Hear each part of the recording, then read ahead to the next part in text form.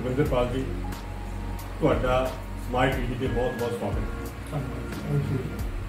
ਦਵਿੰਦਰਪਾਲ ਜੀ, ਤੁਸੀਂ ਨਾਟਕ ਵੀ ਕੀਤੇ ਨੇ, ਫਿਲਮਾਂ ਵਿੱਚ ਵੀ ਹਾਜ਼ਰੀ ਦਵਾਈ ਹੈ ਜੀ। ਇਹ ਚੀਜ਼ਾਂ ਸਾਰੀਆਂ ਗੱਲਾਂ ਕਰਨ ਤੋਂ ਪਹਿਲਾਂ ਅਸੀਂ ਤੁਹਾਨੂੰ ਜਾਣਨਾ ਚਾਹੁੰਦੇ ਹਾਂ ਕਿ ਤੁਹਾਡਾ ਪਿਛੋਕੜ ਕੀ ਹੈ। ਤੁਸੀਂ ਕਿੱਥੇ ਜੰਮੇ, ਪਲੇ, ਖੇਡੇ, ਪੜ੍ਹਾਈ ਕੀਤੀ, ਇਹਦੇ ਬਾਰੇ ਦੱਸੋ ਪਹਿਲਾਂ। ਹੁਸ਼ਿਆਰਪੁਰ जी, वैसे मेरा पिंड तो हैगा जिला बरनाला दे विच पिंड महल कलां, पर मेरा जन्म पटियाला विखे होया। उत्थे ही असीं पढ़े आ, उत्थों ही मैं ग्रेजुएशन की है, ते उत्थों ही असीं अगे मैं अपना जिंदगी का जिहड़ा कला का खेतर सफर शुरू किया है, उत्थों ही जॉब का सफर शुरू किया। कला का खेतर कित्थे, किस इंस्टीट्यूट तो शुरू किया? हुशियारपुर जी, मैं दसना चाहना भी हर एक इंसान दे विच किते ना किते कोई ना कोई कला दबी बैठी है।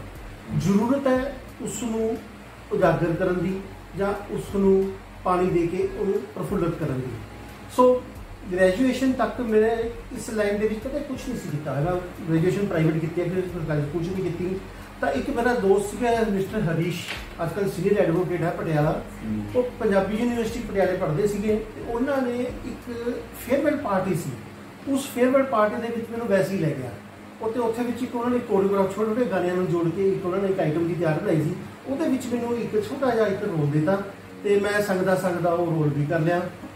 ਉਹ ਰੋਲ ਕੀ ਕੀਤਾ, ਮੇਰੇ ਅੰਦਰ ਜਿਹੜੀ ਕਿ ਕਲਾ ਦੀ ਚਿੰਗਾਰੀ ਜਗਣੀ ਸ਼ੁਰੂ ਹੋ ਗਈ। ਤੁਹਾਨੂੰ ਕੋਈ ਯਾਦ ਹੈ ਵੀ ਉਹ ਕਿਹੜਾ ਡਾਇਲੌਗ ਸੀ ਜਾਂ ਕਿਹੜੀ ਆਈਟਮ ਦਿੱਤੀ ਸੀ ਤੁਸੀਂ? नहीं, डायलॉग नहीं सी, वो सिर्फ एक उन्होंने गाणियां नूं जोड़ के एक शॉर्ट स्टोरी बनाई सी, क्योंकि उन्होंने हिस्टरी का पीरियड स्टूडेंट सीगे।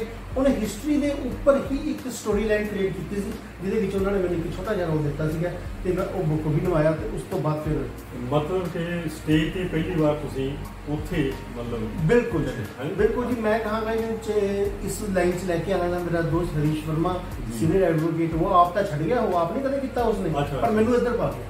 अच्छा, ਤੇ ਫਿਰ ਨਾਟਕ, ਅਸਲੀ ਨਾਟਕ ਕਿੱਥੋਂ ਸ਼ੁਰੂ ਕੀਤੇ? ਉਸ ਤੋਂ ਬਾਅਦ ਜੀ ਮੇਰੇ ਬ੍ਰਦਰ ਰੋਪੜ ਰਹਿੰਦਾ ਸੀ ਬਿਜਲੀ ਬੋਰਡ ਦੇ ਵਿੱਚ, ਉਹਨੇ ਮੈਨੂੰ ਇਲੈਕਟ੍ਰਿਸਿਟੀ ਬੋਰਡ ਦੇ ਵਿੱਚ ਉੱਥੇ ਸਕੂਲ ਦੇ ਵਿੱਚ ਉੱਥੇ ਜੌਬ ਦਵਾ ਦਿੱਤੀ। ਬਿਜਲੀ ਬੋਰਡ ਵਾਲਿਆਂ ਦਾ ਸਕੂਲ ਸੀਗਾ। ਹੁਣ ਜਿਵੇਂ ਮੈਂ ਤੁਹਾਨੂੰ ਕਿਹਾ ਵੀ ਜਦੋਂ ਮੈਂ ਕਲਾ ਦੇ ਵਿੱਚ ਇੱਕ ਵਾਰ ਐਂਟਰ ਕਰ ਗਿਆ ਤਾਂ ਮਨ ਦੇ ਵਿੱਚ ਬਲਬਲੇ ਉੱਠਣੇ ਸ਼ੁਰੂ ਹੋ ਗਏ, ਮੈਂ ਕੁਝ ਕਰਾਂ, ਪਰ ਕਰਾਂ ਕਿਵੇਂ? ਆਈਡੀਆ ਮੇਰੇ ਕੋਲ ਸੀਗੇ, ਪਰ ਉਹਨੂੰ ਇੰਪਲੀਮੈਂਟ ਵੀ ਕਰਨਾ ਚਾਹੁੰਦਾ। ਉਹਦੇ ਵਾਸਤੇ ਮੈਨੂੰ ਗੁਰੂ ਵੀ ਚਾਹੀਦਾ ਹੈ, ਤੇ ਮਾਹੌਲ ਵੀ ਚਾਹੀਦਾ ਹੈ, ਪੈਸੇ ਵੀ ਚਾਹੀਦੇ ਨੇ, ਪਰ ਇੰਪਲੀਮੈਂਟ ਕਰਾਂ ਤੇ ਕਰਾਂ ਕਿੱਥੇ? ਇਹ ਬੜਾ ਚਿੰਤਾ ਦਾ ਵਿਸ਼ਾ ਸੀਗਾ। ਤਾਂ ਕੁਦਰਤੀ ਇਹ ਹੋਇਆ ਵੀ ਬਿਜਲੀ ਬੋਰਡ ਦੇ ਵਿੱਚ ਉਹਨਾਂ ਦਾ ਆਪਣਾ ਸਕੂਲ ਹੈ, ਆਰਟੀਟੀ ਮਾਡਲ ਸਕੂਲ ਦਾ, ਉੱਥੇ ਮੈਨੂੰ ਉਹਨਾਂ ਨੇ ਡਿਊਟੀ ਲਵਾਤੀ। ਤੇ ਤੁਹਾਨੂੰ ਪਤਾ ਉੱਥੇ ਬੱਚੇ ਬਹੁਤ ਹੁੰਦੇ ਨੇ, ਉੱਥੇ ਮੌਕਾ ਵੀ ਮਿਲਿਆ। ਜਿੰਨੇ ਵੀ ਮੇਰੇ ਦਿਮਾਗ ਦੇ ਵਿੱਚ ਆਈਡੀਏ ਸੀਗੇ ਉਹ ਮੈਂ ਸਾਰੇ ਉੱਥੇ ਬੱਚਿਆਂ ਦੇ ਉੱਪਰ ਇੰਪਲੀਮੈਂਟ ਕਰਨਾ ਸ਼ੁਰੂ ਕਰਤੇ।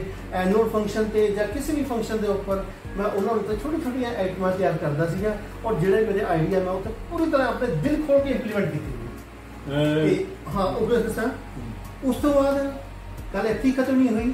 ਤੇ ਉੱਥੇ ਰੋਪੜ ਕਲੱਬ ਹੈ, ਨੇਤਾ ਜੀ ਕਲੱਬ, ਬੜਾ ਮਸ਼ਹੂਰ ਕਲੱਬ ਹੋਇਆ, ਤੇ ਉਹਦੇ ਵਿੱਚ ਸੁਰਜੀਤ ਮੈਨੂੰ ਰੱਖਿਆ ਵੀ ਉਸ ਟਾਈਮ ਸੀਗੇ ਇੰਚਾਰਜ। ਉੱਥੇ ਮੈਂ ਸਭ ਤੋਂ ਪਹਿਲਾਂ ਮਿਸਟਰ SPS ਚਾਵਲਾ ਹੁੰਦੇ ਸੀ, ਸੀਨੀਅਰ ਆਰਟਿਸਟ ਹੁੰਦੇ ਸੀ, ਉਹ ਵੀ ਉਹਨਾਂ ਨਾਲ ਰਲ ਕੇ ਉੱਥੇ ਪਲੇ ਕੀਤਾ ਸੀ ਕਾਲਾ ਲੰਤਰ।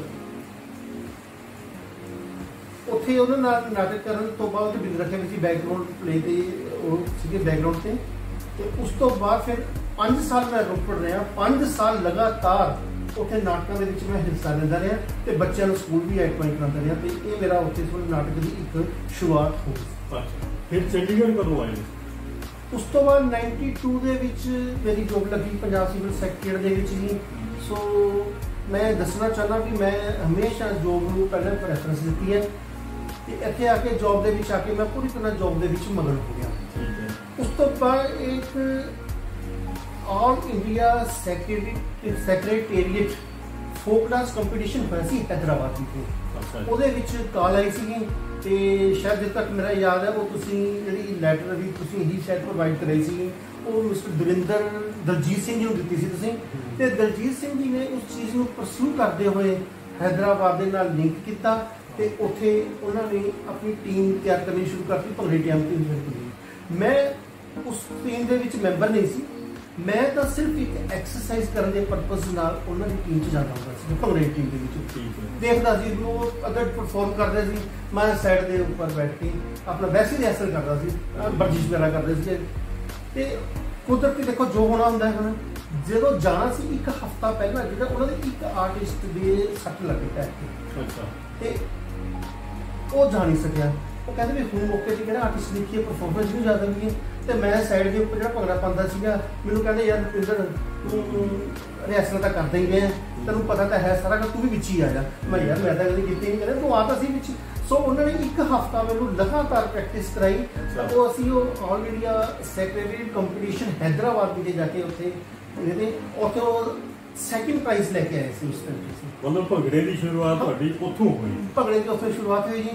ਅੱਛਾ, ਫਿਰ ਮੈਨੂੰ ਪਤਾ ਲੱਗਿਆ ਤੁਸੀਂ ਬੈਲੇ ਵਗੈਰਾ ਵੀ ਕਰਦੇ ਰਹੇ ਜੀ। ਜਦੋਂ ਭੰਗੜੇ ਦੀ ਸ਼ੁਰੂਆਤ ਹੋ ਗਈ ਤਾਂ ਉਹ ਮੇਰਾ ਲਿੰਕ ਨਰਿੰਦਰ ਪਿੰਡੀ ਜੀ ਨਾਲ, ਜਿਹੜੇ ਚੰਡੀਗੜ੍ਹ ਦੇ ਜਾਂ ਪੰਜਾਬ ਦੇ ਬਹੁਤ ਹੀ ਵਧੀਆ ਨਾਟਕਕਾਰ ਵੀ ਨੇ, ਰਾਈਟਰ ਵੀ ਨੇ, ਬਹੁਤ ਵਧੀਆ ਬੈਲੇ ਕਰਦੇ ਨੇ, ਉਹਨਾਂ ਨਾਲ ਕੁਦਰਤੀ ਲਿੰਕ ਹੋਇਆ ਤੇ ਉਹਨਾਂ ਨਾਲ ਮੈਂ ਫਿਰ ਬੈਲੀਆਂ ਦੀ ਸ਼ੁਰੂਆਤ ਕੀਤੀ। ਕਿਹੜੇ ਬੈਲੇ ਕੀਤੇ ਜੀ? ਉਹਨਾਂ ਨਾਲ ਬੰਗਾ ਦਾ ਬੰਜਾਰਾ, ਮਿਰਜ਼ਾ ਸਾਹਿਬਾ, ਕਣਕ ਦੀ ਬੱਲੀ, ਮਤਲਬ ਇਸ ਤਰ੍ਹਾਂ ਦੇ ਉਹਨਾਂ ਨੇ ਕਈ ਬੈਲੇ ਕੀਤੇ। ਉਹਨਾਂ ਨਾਲ ਮੈਂ ਇਸ ਤਰ੍ਹਾਂ ਜੁੜਿਆ ਰਿਹਾ ਉਹਨਾਂ ਨਾਲ। ਅੱਛਾ, ਤੇ ਨਾਲ ਨੌਕਰੀ ਵੀ ਚੱਲਦੀ ਰਹੀ ਫਿਰ? ਹਾਂ, ਨੌਕਰੀ ਨੂੰ ਪਹਿਲਾਂ ਪ੍ਰੈਸ਼ਰ। ਨੌਕਰੀ ਦੇ ਦੌਰਾਨ ਤੁਹਾਨੂੰ ਇਹ ਮੁਸ਼ਕਲਾਂ ਨਹੀਂ ਪੈਦਾ ਹੋਈਆਂ ਜੋ ਸਮਾਂ ਕੱਢਣਾ, ਉੱਥੋਂ ਜਾ ਕੇ ਰਸਲਾਂ ਕਰਨੀਆਂ? ਬਿਲਕੁਲ ਸਹੀ ਗੱਲ ਹੈ, ਪੇਸ਼ਕਾਰੀਆਂ ਜਿਹੜੀਆਂ। ਬਿਲਕੁਲ ਸਹੀ ਗੱਲ ਹੈ ਜੀ। ਮੈਂ ਤੁਹਾਨੂੰ ਇਹ ਵੀ ਦੱਸਣਾ ਚਾਹੁੰਦਾ ਵੀ ਮੈਂ ਲਗਾਤਾਰ ਪਟਿਆਲੇ ਅਪ ਡਾਊਨ ਕਰਦਾ ਸੀ, ਇੱਥੇ ਨਹੀਂ ਸੀ ਰਹਿੰਦਾ ਮੈਂ। ਅੱਛਾ। ਜਦੋਂ ਰਿਹਰਸਲਾਂ ਚੱਲਦੀਆਂ ਹੁੰਦੀਆਂ ਸੀ ਉਦੋਂ ਅੱਤਵਾਦ ਦਾ ਵੀ ਟਾਈਮ ਸੀ, ਬਸ ਮਾਹੌਲ ਖਰਾਬ ਸੀ। ਮੈਂ ਸ਼ਾਮ ਨੂੰ 5-6 ਵਜੇ ਰਿਹਰਸਲ ਹੁੰਦੀ ਸੀ, 8 ਵਜੇ ਤੱਕ ਰਿਹਰਸਲ ਕਰਨ ਤੋਂ ਬਾਅਦ ਟਰੱਕਾਂ ਤੇ ਵੀ ਰਾਤ ਨੂੰ 11 ਵਜੇ ਜਾ ਕੇ ਤਿਆਰੀ ਕਰਦਾ ਸੀ। ਅੱਛਾ। ਬਹੁਤ ਪ੍ਰੋਬਲਮ ਆਈਆਂ, ਸਮੱਸਿਆਵਾਂ ਹੋਈਆਂ। ਤੇ ਪਰ ਇਹ ਜਦੋਂ ਕੋਈ ਚੇਟਕ ਲੱਗ ਚੁੱਕੀ ਸੀਗੀ ਤੇ ਬੋਲ ਤਾਂ ਉਹ ਕਰਨਾ ਹੀ ਸੀ ਨਾ। ਅੱਛਾ, ਤੁਸੀਂ ਕੋਈ ਵਰਕਸ਼ਾਪ ਵੀ ਅਟੈਂਡ ਕੀਤੀ? ਵਰਕਸ਼ਾਪ ਐਜ਼ ਇਟ ਇਜ਼ ਮੈਂ ਅਟੈਂਡ ਤਾਂ ਨਹੀਂ ਕੀਤੀ, ਅਦਰਵਾਈਜ਼ ਮੈਂ ਲਗਾਈਆਂ ਜ਼ਰੂਰ ਹੈ ਵਰਕਸ਼ਾਪ। ਲਗਾਈਆਂ ਜੀ। ਉਹ ਇਸ ਤਰ੍ਹਾਂ ਵੀ north zone culture centre Patiala ਵੱਲੋਂ ਇੱਕ ਗੁਰੂ ਸ਼ਿਸ਼ਿਆ ਪਰੰਪਰਾ ਸ਼ੁਰੂ ਹੋਈ ਸੀ। ਅੱਛਾ। ਤੇ ਉਹਦੇ ਵਿੱਚ ਮੈਨੂੰ ਐਜ਼ ਏ ਢੋਲੇ ਦਾ ਇੰਚਾਰਜ ਬਣਾ ਕੇ ਗੁਰੂ ਦੀ ਉਪਾਧੀ ਦਿੱਤੀ ਗਈ ਸੀ ਨਾਰਥ ਜ਼ੋਨ ਕਲਚਰ ਸੈਂਟਰ ਵੱਲੋਂ। ਤਾਂ ਮੈਂ 100 ਦੇ ਕਰੀਬ ਢੋਲਾ ਦੇ ਆਰਟਿਸਟ ਜਿਹੜੇ ਹੈ ਉਹ ਚੰਡੀਗੜ੍ਹ ਦੇ ਵਿੱਚ ਤਿਆਰ ਕਰਾਏ, ਉਹਨਾਂ ਨੇ ਅੱਗੇ ਪਰਫਾਰਮ ਕੀਤੇ। ਅੱਛਾ। ਇਹ ਸਟਰੀਟ ਪਲੇ ਵੀ ਕਰਦੇ ਰਹੇ ਜੀ? ਸਟਰੀਟ ਪਲੇ ਮੈਂ ਰਮਨ ਮਿੱਤਲ ਨਾਲ ਮਿਲ ਕੇ ਸਟਰੀਟ ਪਲੇ ਵੀ ਬਹੁਤ ਕੀਤੇ ਨੇ।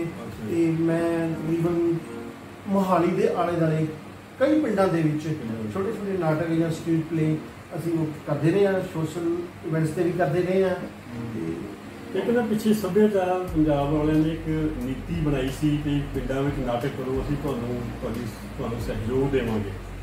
ਉਸ ਸਹਿਯੋਗ ਦੇ ਕੋਈ ਸਰਕਾਰ ਵੱਲੋਂ ਵੀ ਕੋਈ ਮਦਦ ਮਿਲੀ ਤੁਹਾਨੂੰ? ਉਸ ਜਿੱਥੋਂ ਤੱਕ ਸਰਕਾਰ ਦੇ ਸਹਿਯੋਗ ਦਾ ਉਹਨਾਂ ਨੇ ਤਾਂ ਸਰਕਾਰ ਨੇ ਤਾਂ ਇਸ ਟਾਈਮ ਇਸ ਪਾਸੇ ਕੋਈ ਯੋਗਦਾਨ ਹੈ ਨਹੀਂ, ਵੈਰੀ ਫਰੈਂਕਲੀ ਦੱਸੀ। ਮੈਂ ਪਿਛਲੀ ਗੱਲ ਕਰ, ਹਾਂ ਪਿਛਲੀ ਗੱਲ ਉਹਨਾਂ ਨੇ ਇੱਕ ਸਕੀਮ ਜ਼ਰੂਰ ਕੀਤੀ, ਪਰ ਉਹਨਾਂ ਨੇ ਅਟੈਚ ਕਰਤੀ ਨਾਰਥ ਜ਼ੋਨ ਕਲਚਰ ਸੈਂਟਰ। ਮੈਂ ਤਾਂ ਗੱਲ ਕੀਤੀ ਵੀ ਤੁਸੀਂ ਕਹਿੰਦੇ ਪਿੰਡਾਂ 'ਚ ਨਾਟਕ ਕੀਤੇ ਨੇ। ਇੱਕ ਵਾਰੀ ਇੱਕ ਥੀਏਟਰ ਮੂਵਮੈਂਟ ਚੱਲਦੀ ਸੀ, ਇਹ ਥੀਏਟਰ ਜਿੱਥੇ ਜਿਹੜੀਆਂ ਪਾਰਟੀਆਂ ਸੀਗੀਆਂ, ਜੋ ਗਰੁੱਪ ਬਣੇ ਹੋਏ ਸੀਗੇ, ਉਹ ਪਿੰਡਾਂ 'ਚ ਜਾ ਕੇ ਕਰਦੀ, ਸਰਕਾਰ ਉਹਨਾਂ ਨੂੰ ਭੇਜਦੀ ਹੁੰਦੀ ਸੀ। ਨਹੀਂ, ਪੰਜਾਬ ਗਵਰਨਮੈਂਟ ਵੱਲੋਂ ਤਾਂ ਨਹੀਂ ਭੇਜੇ ਗਏ ਨਹੀਂ, ਇਹ ਨਾਰਥ ਜ਼ੋਨ ਕਲਚਰ ਸੈਂਟਰ ਵੱਲੋਂ ਜ਼ਰੂਰ ਸਾਨੂੰ ਸਪਾਂਸਰ ਕੀਤਾ ਗਿਆ। ਬਾਕੀ ਉਹਦਾ ਸਕੀਮ ਦੇ ਵਿੱਚ ਕੀ ਬਣਿਆ ਉਹਦੇ ਬਾਰੇ ਮੈਨੂੰ ਨੌਲੇਜ ਨਹੀਂ। ਅੱਛਾ, ਠੀਕ ਹੈ। ਮਤਲਬ ਪਿੰਡਾਂ 'ਚ ਤੁਸੀਂ ਕਾਫੀ ਪਿੰਡਾਂ ਵਿੱਚ ਕੀਤੇ ਨੇ? ਬਿਲਕੁਲ ਜੀ। ਹਾਂ। ਤੇ ਆਪਣੇ ਤੁਸੀਂ ਹੁਣ ਤੱਕ ਕਿੰਨੇ ਕੁ ਨਾਟਕ ਕਰ ਚੁੱਕੇ? ਨਾਟਕ 30-35 ਨਾਟਕ ਤਾਂ ਮੈਂ ਕਰ ਚੁੱਕਿਆ। ਅੱਛਾ ਜੀ। ਤੇ ਨਾਟਕ ਡਾਇਰੈਕਟ ਵੀ ਕੀਤੇ ਨੇ, ਨਾਟਕ ਲਿਖੇ ਵੀ ਨੇ, ਸ਼ਾਰਟ ਪਲੇ ਵੀ ਕੀਤੇ ਨੇ। ਸੋ ਇੰਨੀ ਕੁ ਆਪਣੀ ਹੈ। ਤੁਸੀਂ ਕੁਝ ਕਾਮੇਡੀ ਸਕਿਟਸ ਵਗੈਰਾ ਵੀ ਤਿਆਰ ਕਰਦੇ ਰਹੇ ਹੋ, ਉਹਦੇ ਬਾਰੇ ਕੁਝ ਦੱਸੋ, ਕੋਈ ਤੁਹਾਨੂੰ ਯਾਦ ਹੋਵੇ?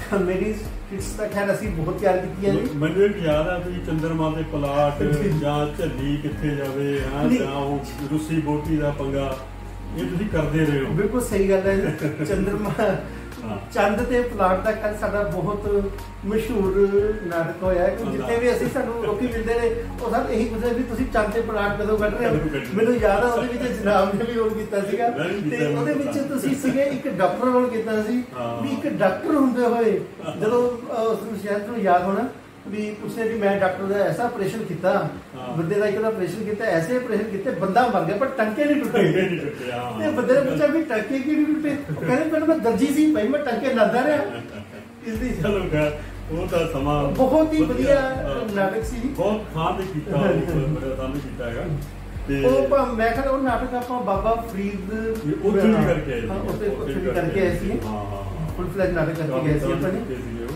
ਉਹ ਕਈ ਸਕਿੱਟਾਂ ਇਸ ਤਰ੍ਹਾਂ ਚੱਲਦੀਆਂ ਰਹੀਆਂ ਹਾਂ ਸਕਿੱਟਾਂ ਚੱਲਦੀਆਂ ਰਹੀਆਂ ਨੇ ਤੇ ਨਾਟਕ ਵੀ ਕੀਤੇ ਜਿਵੇਂ ਅਸੀਂ ਆਪਣੇ ਵਾਪਸੀ ਨਾਟਕ ਕੀਤਾ ਸੀਗਾ ਹਾਂਜੀ ਵਾਪਸੀ ਨਾਟਕ ਦਾ ਤੁਹਾਨੂੰ ਯਾਦ ਹੈਗਾ ਮੈਂ ਲੈ ਕੇ ਕੀਤੀ ਸੀ ਉਹਦੇ ਚ ਹਾਂ ਸੁਦਾਗਰ ਕੀਤਾ ਸੀ ਹੈ ਨਾ ਉਹਦੇ ਵਿੱਚ ਤੁਸੀਂ ਮੇਰਾ ਖਿਆਲ ਤੁਸੀਂ ਪਾਰਟਿਸਿਪੇਟ ਕਰਦੇ ਹੀ ਰਹੇ ਹੋ ਹੈ ਨਾ ਜੀ ਤੇ ਇਸ ਕਰਕੇ ਉਹ ਉਹਦੇ ਚ ਵੀ ਕਾਫੀ ਯੋਗਦਾਨ ਤੁਹਾਡਾ ਸੁਦਾਗਰ ਦੇ ਵਿੱਚ ਜਨਾਬ ਨੇ ਡਾਇਰੈਕਟ ਕੀਤਾ ਸੀਗਾ ਉਹਦੇ ਵਿੱਚ ਮੈਂ ਮੇਨ ਰੋਲ ਹੀ ਕੀਤਾ ਸੀਗਾ ਬਾਬਾ ਫਰੀਦ ਫੈਸਟੀਵਲ ਦੇ ਵਿੱਚ ਵੀ ਇਹ ਪਲੇ ਕੀਤਾ ਗਿਆ ਚੁੱਕਾ ਲੋਕਾਂ ਦਾ ਕਾਫੀ ਰਿਸਪੌਂਸ ਮਿਲਿਆ ਬਹੁਤ ਰਿਸਪੌਂਸ ਮਿਲਿਆ ਦੇਖੋ ਨਸ਼ਿਆਂ ਵਾਲੇ ਨਾਟਕ ਤਾਂ ਬਹੁਤ ਬਣੇ ਨੇ ਪਰ ਨਿਰਮਲ ਜੋੜਾ ਵੀ ਜਿਹੜੀ ਦੇਖਣੀ ਸੀ ਇਸ ਨਾਟਕ ਦੇ ਵਿੱਚ ਬਹੁਤ ਮਤਲਬ ਦਿਲ ਨੂੰ ਛੂਹਣ ਵਾਲੀ ਸੀ ਹਾਂ ਬਿਲਕੁਲ ਬਿਲਕੁਲ ਉਹਨਾਂ ਦਾ ਹਾਲੇ ਹੁਣ ਤੱਕ ਵੀ ਫੋਨ ਆਉਂਦੇ ਰਹਿੰਦੇ ਹਾਂ ਹਾਂ ਜੀ ਤੇ ਇਸ ਕਰਕੇ ਅੱਛਾ ਫਿਰ ਬਾਕੀ ਹੁਣ ਕਿੰਨੇ ਨਾਟਕ ਲਿਖੇ ਤੁਸੀਂ ਵੈਸੇ ਤੁਹਾਨੂੰ ਯਾਦ ਹੈ ਨਾਟਕ ਦੇਖੋ ਮੈਂ ਕਦੇ ਪਾਰਟਿਕੂਲਰ ਨਾਟਕ ਮੇਰਾ ਹਿਸਾਬ ਹੈ ਮੈਂ ਨਾਟਕ ਲਿਖ ਦਿੰਦਾ ਉਸ ਤੋਂ ਬਾਅਦ ਕਦੇ ਮੈਂ ਸਕ੍ਰਿਪਟ ਸੰਭਾਲ ਕੇ ਲਿਖਦਾ ਅੱਛਾ ਨਾਟਕ ਲਿਖਿਆ ਮਨ ਦੇ ਵਿੱਚ ਐਡਜਸਟ ਹੋ ਜਾਂਦਾ ਹੈ